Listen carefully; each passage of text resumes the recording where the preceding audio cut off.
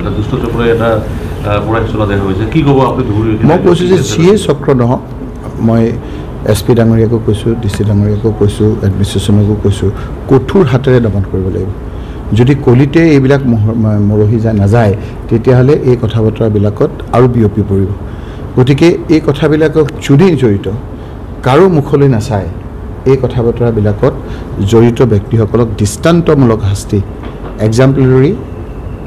পানিছমেণ্টটো দিব লাগে যাতে আৰু এক্সপ'জো কৰিব লাগে যে এই লোকসকলে সমন্বয়টো ভাঙিবৰ কাৰণে এনেধৰণৰ এটা পৰিৱেশ কৰিছে গতিকে ধুবুৰী ক্ষেত্ৰত মই ক'ম যে সকলোৰে সহায় সহযোগিতা লাগিব আপোনালোকৰ সহযোগিতা লাগিব সঁচা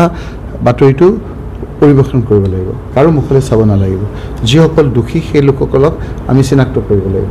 গতিকে এই ক্ষেত্ৰত যাতে কোনো ধৰণৰ আপোনাৰ আপোচ কৰি কাৰোবাক কোনোবা জড়িত ব্যক্তিক আমি এক্সপ'জ নকৰি যদি ক'ৰবাত যদি আপোনাৰ জড়িত নোহোৱা ব্যক্তিক আমি যদি এক্সপ'জ কৰোঁ তেতিয়াও আপোনাৰ সমাজত বিভিন্ন ধৰণৰ এনেধৰণৰ কথাবিলাকে বিয়পি পৰে গতিকে আমি কৈছোঁ যে যিসকলে এনেকুৱা কামৰ লগত জড়িত তেওঁলোকক দৃষ্টান্তমূলক শাস্তি দিব লাগে কঠোৰতকৈ কঠোৰতম তেওঁলোকক ব্যৱস্থা গ্ৰহণ কৰিব লাগে আপুনি গৰাখহনীয়াৰ কথা যিহেতু